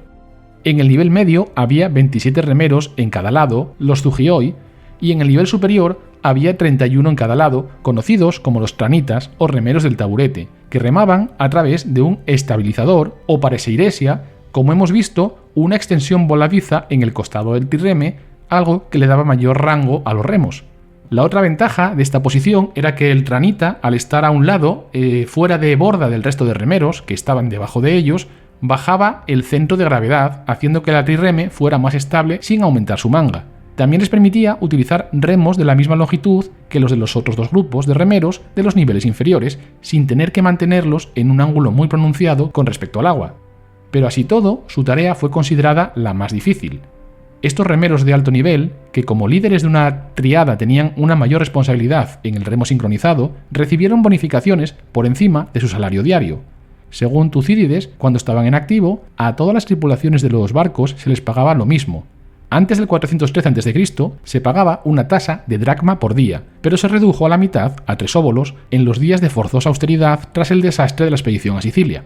Aunque los remeros estaban protegidos hasta cierto punto de las inclemencias y en batalla contra proyectiles enemigos por una cubierta ligera, la catastroma, el trireme estaba abierto a los lados sobre la parte superior.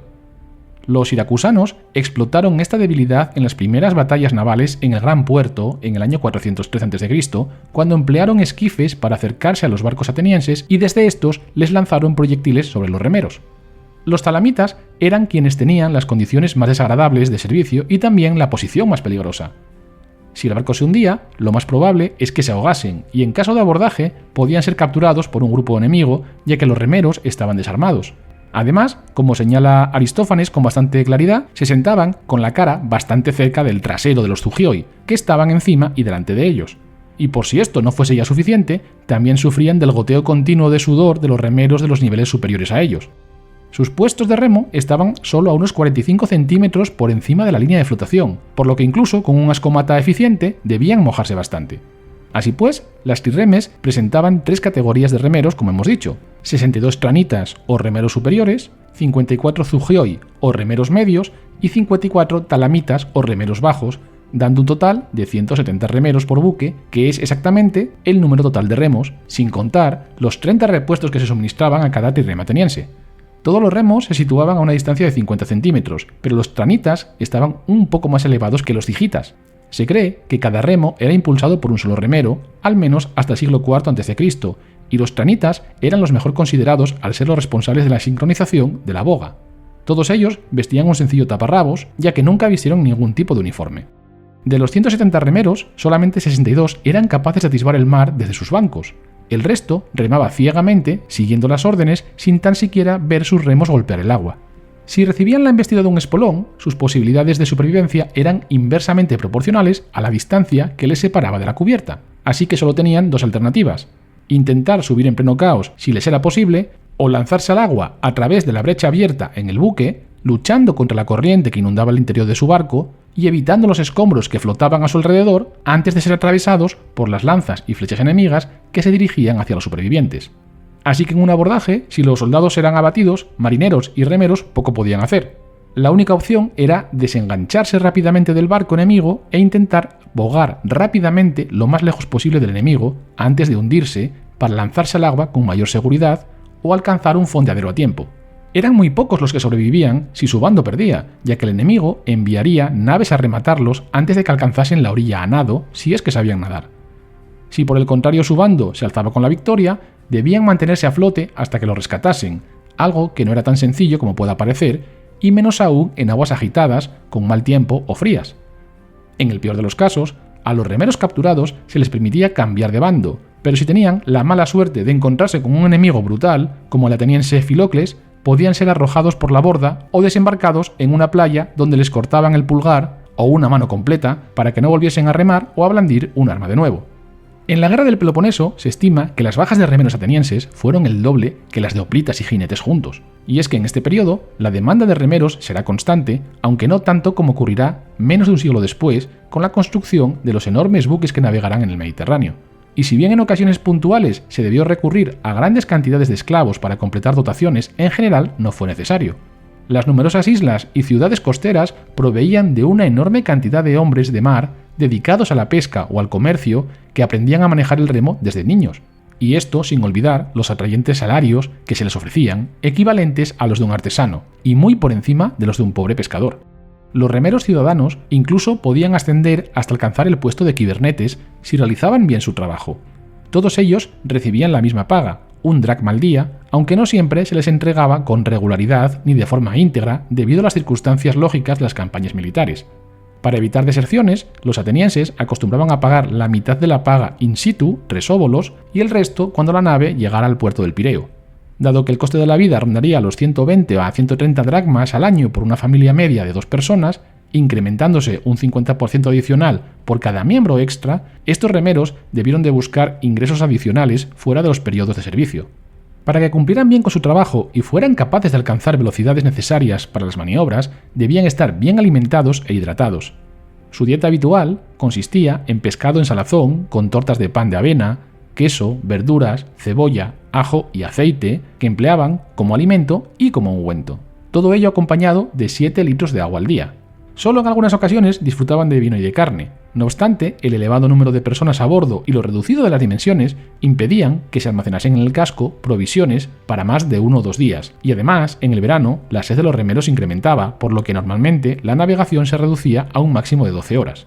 Así pues, era necesario atracar para reaprovisionarse al menos una vez cada 2 días, así como descansar lo más confortablemente posible para poder recuperar fuerzas, ya que en la nave no existía espacio suficiente para ello.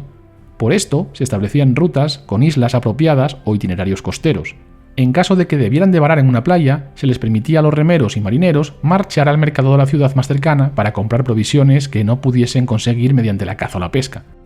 La dotación completa de un trireme, como hemos dicho, era de 200 hombres, de los cuales 170 eran remeros.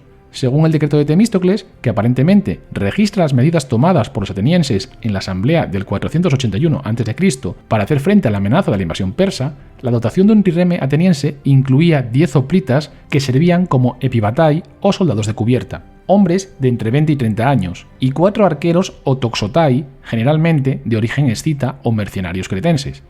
Esta práctica parece haber continuado a lo largo del siglo V a.C., aunque las listas de tripulaciones del siglo IV a menudo nos dan solo 2 o 3 arqueros. No obstante, el número de hoplitas podía incrementarse si se estimaba que la batalla se realizaría por abordaje.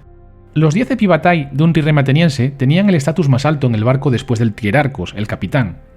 Una de las razones de la práctica ateniense de emplear unos pocos hoplitas en cubierta para servir como marines era que la eficiencia de la atracción de la tripulación se vería seriamente comprometida si había demasiada gente moviéndose sobre la parte superior del trireme.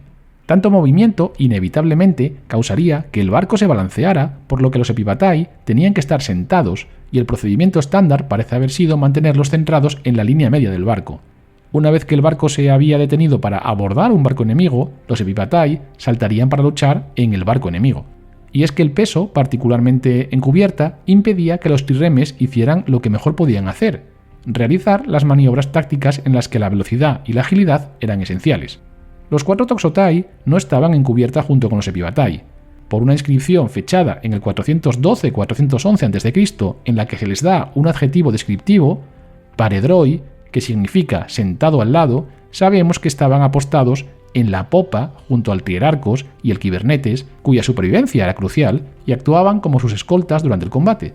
El timonel ciertamente habría sido vulnerable y habría necesitado protección, ya que estaba demasiado ocupado para defenderse. Asimismo, también proporcionaban fuego de cobertura a los hoplitas durante el abordaje, y su objetivo eran los oficiales enemigos, preferiblemente el kibernetes. Su alcance máximo era de unos 175 metros. Esta dotación de 10 hoplitas y 4 arqueros dejaba al resto de la tripulación de la nave en 10 marineros, más el capitán del barco, el trierarcos, el timonel o kibernetes y el oficial de proa o prorartes, que actuaba como vigía ayudando al timonel. Y este era el siguiente peldaño al que podía aspirar un remero destacado. El prorrates tenía entre sus funciones el control del mar y los vientos. Debía estar atento a las rocas y a los bancos de arena, se encargaba del ancla y debía informar al trierarco y al timonel de la disposición de las formaciones enemigas o de las maniobras para entrar en los puertos. La tripulación incluía también un carpintero de barcos o naupegos y un contramaestre o cleustes, que controlaba los remeros y se ocupaba de las tareas administrativas, de pagar los salarios, de las contrataciones y de adquirir los suministros. A veces manejaba el timón por delegación del kibernetes. En condiciones normales marcaba la boga, es decir, la acción de remar, con su propia voz mediante canciones, pero en combate debían recurrir al sonido de 2 pequeñas piedras al chocar. Se situaba en una pasarela entre ambos costados de remeros, a medio camino entre la proa y la popa, para que le escuchasen mejor. En esta función era ayudado por un flautista o auletes que les marcaba el tiempo para remar, aunque a veces, cuando el estruendo de la batalla impedía la comunicación, los remeros se unían a un grito rítmico, repitiéndolo una y otra vez para marcar el tiempo.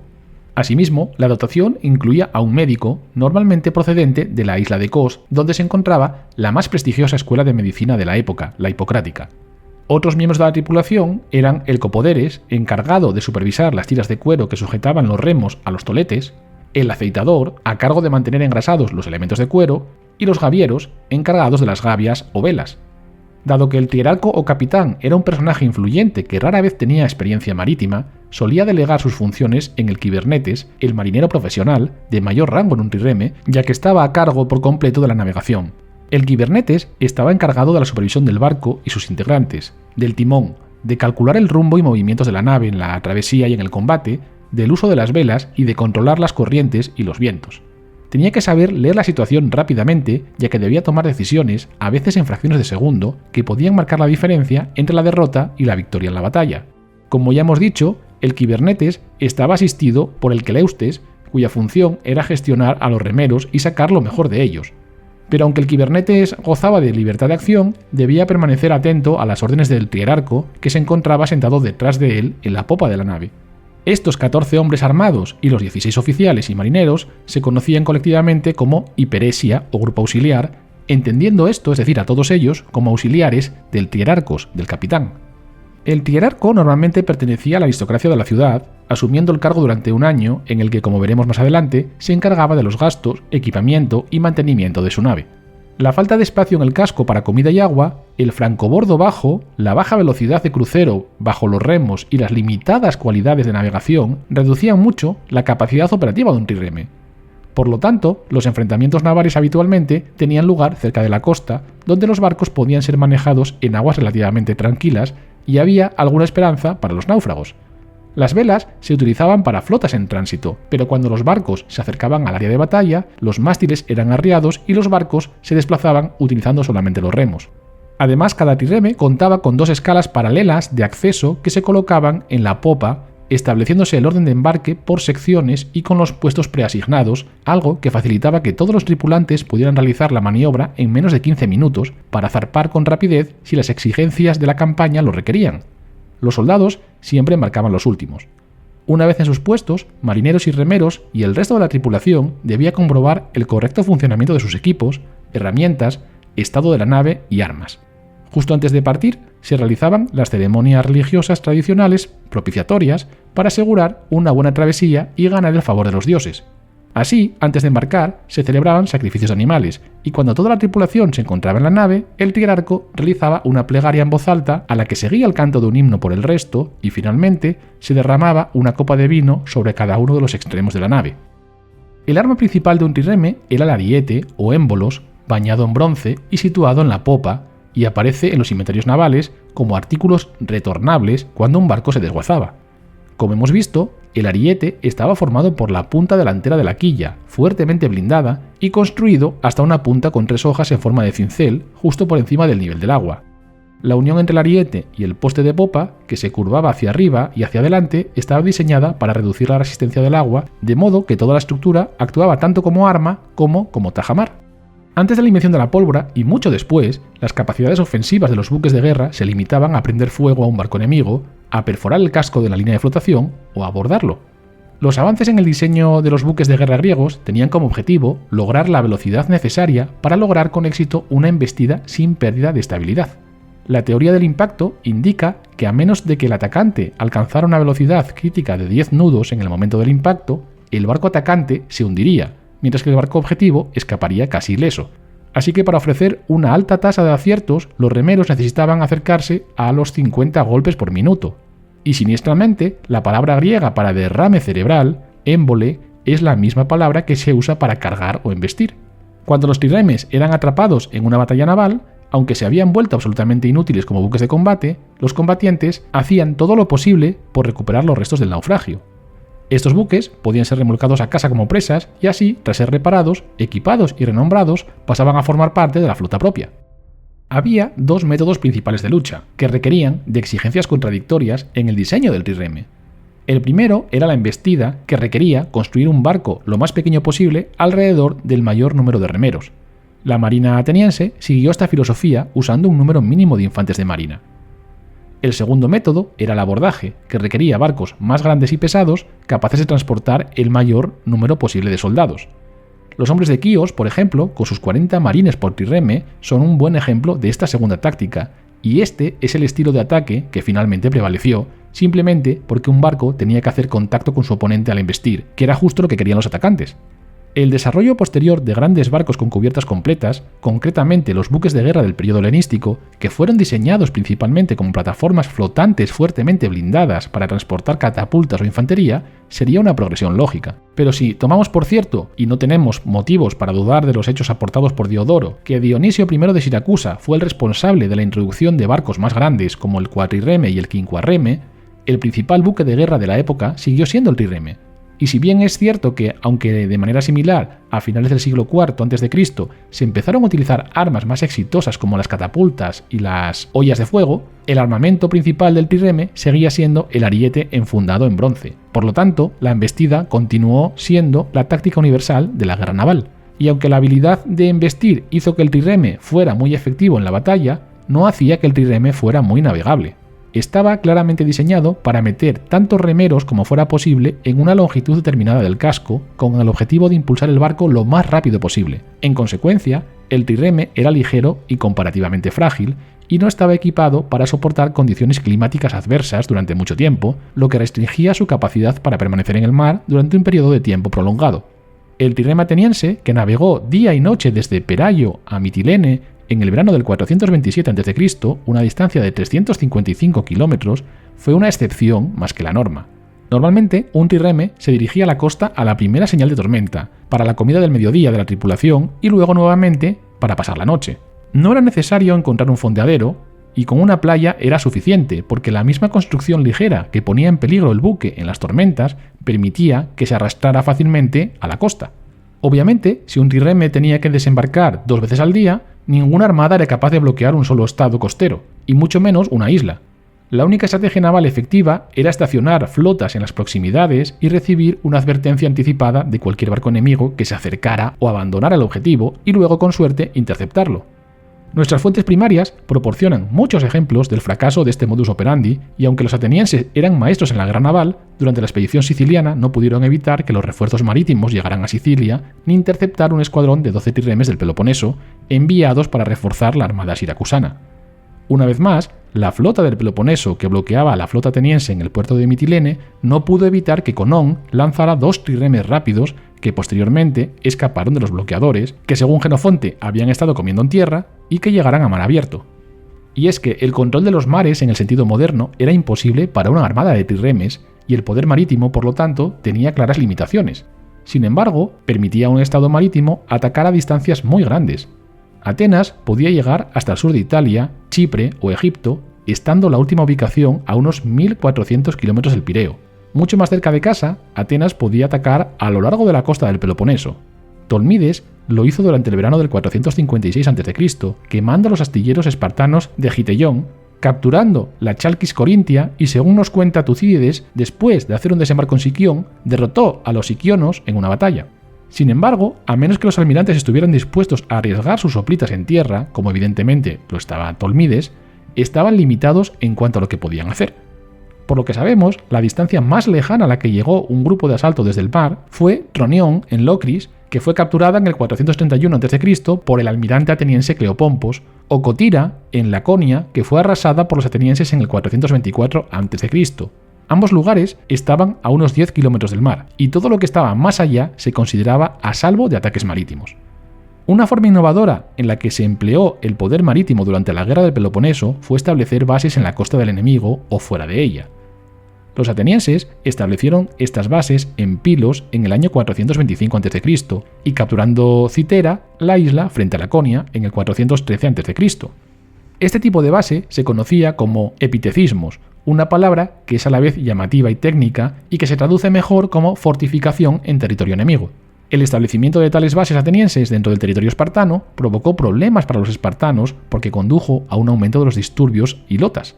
Sin embargo, tal esquema no parece haber sido parte de la estrategia de Pericles, y los corintios abogaron por primera vez por el uso de epitecismos en el 432 a.C. Por otro lado, Pericles solo previó el uso de epitecismo como un contraataque a cualquier base espartana establecida en el Ática. Las principales ideas estratégicas de Pericles eran claras. Al igual que Temístocles antes que él, Pericles se centró más en la armada que en el ejército, y los recursos navales de Atenas eran inconmensurablemente superiores a su poder terrestre. Lo haría evacuando el interior del Ática, llevando a la población a las murallas largas, rechazando la batalla con el ejército espartano y confiando en la armada para proteger los suministros de grano atenienses y asegurar el imperio de cuyos recursos dependía la costosa política naval. Los gastos en la construcción naval se habían visto contrarrestados por los ahorros anuales del tributo, y se había reservado suficiente capital, pensó, para una larga guerra, aunque los costos resultaron ser más altos de lo que podrían haber calculado. Este era esencialmente el análisis de Tucídides, aunque no pudo explicar qué final de la guerra, aparte de un punto muerto, quería o esperaba Pericles. Pero aunque Pericles enfatizó la importancia del poder marítimo, parece que no apreció completamente sus usos. Como tal, muestra una complacencia absurda, como registra Tucídides. La destrucción de una parte del Peloponeso será peor para ellos que la destrucción de todo el Ática para nosotros, porque no pueden obtener más tierras sin luchar por ella, mientras que nosotros tenemos mucha tierra tanto en las islas como en el continente, es decir, Anatolia. Tal es el poder que da el control del mar. Un uso mucho más fructífero de la energía marítima es cortar los suministros en su origen. Hay una insinuación en la obra de Tucídides de que Atenas valoró esta opción, ya que en el 426 a.C. envió barcos a Sicilia para evitar que el grano entrara en el Peloponeso desde el oeste. El problema con tal estrategia es que se basa en que el enemigo dependa de los suministros marítimos. Atenas dependía ciertamente de las importaciones marítimas, en particular de cereales de la región del Mar Negro, por lo que su poder marítimo era necesario para la protección de su comercio. Por otro lado, el poder marítimo era de poca utilidad si Atenas finalmente deseaba derrotar a Esparta, una potencia terrestre incondicional.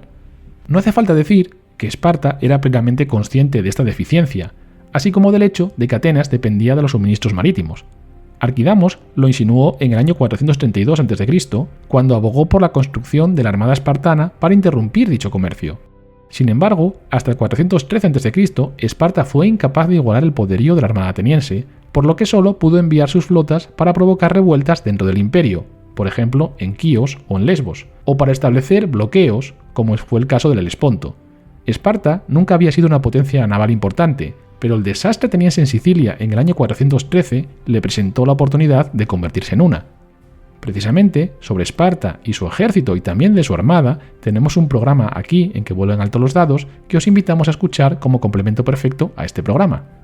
Así que la propia Atenas se volvió vulnerable al poder marítimo de sus enemigos, y la dependencia del estado del suministro marítimo fue su talón de Aquiles.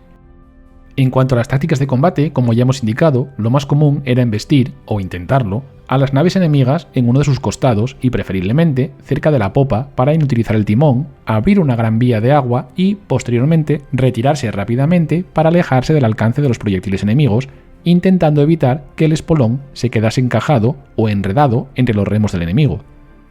Cuando las batallas se llevaban a cabo en lugares estrechos que dificultaban la maniobra de embestida, las naves transportaban un mayor número de hoplitas para combatir en abordaje. Cuando dos naves chocaban de frente, era algo que se interpretaba por las tripulaciones como un signo de poca pericia del timonel, dado que se trataba de la parte más sólida de la nave, aunque en algunos momentos se desarrollaron avances técnicos que buscaron precisamente este tipo de enfrentamiento. Las formaciones de combate solían ser extensas de dos naves en fondo, algo que permitía rebasar las líneas enemigas para realizar maniobras envolventes con las naves de la primera línea, mientras que las de la segunda línea impedían que los enemigos viraran para embestir a las de la primera, ya que al girar dejaban sus costados desprotegidos y podían ser atacados por aquellas. El diekplous y el periplous eran las dos tácticas básicas habituales empleadas por las naves de guerra antiguas. El primero consistía en colocar las naves en fila y remar en línea recta hacia los huecos de las formaciones enemigas, virando rápidamente justo cuando ambas embarcaciones estaban a punto de alinearse y así embestir el costado o la popa de la nave enemiga con el espolón. De esta forma, se inutilizaba el buque para ser atacado posteriormente por arqueros o se hundía el buque enemigo. Normalmente se buscaba la zona de costado más cercana a la popa, ya que no había remos y tras la embestida la nave atacante podía retroceder más fácilmente al no quedar atrapada. En el último momento, antes de que ambas naves pasaran cerca, los remeros debían elevar sus remos para que su propio casco destrozara los remos de sus enemigos, causando en sus remeros graves bajas o incluso inmovilizando a su adversario, que sin capacidad ya para maniobrar era presa fácil para ser embestida por el costado en una nueva pasada. El periplous consistía en rebasar la línea de embarcaciones enemigas para envolverla por los flancos, pero manteniendo la línea central propia fija para evitar que quedaran huecos por los que pudiesen escapar. Para su correcta ejecución, ambas tácticas precisaban de lugares abiertos y que sus tripulaciones fuesen muy expertas. De lo contrario, la sincronización que requerían era imposible. Y cuando una flota quedaba rodeada por un periplous, la contramaniobra defensiva tradicional era el llamado kyklos, maniobra en la que las naves amenazadas se posicionaban formando un círculo cerrado con las proas apuntando a las embarcaciones enemigas con la finalidad de proteger sus popas y costados.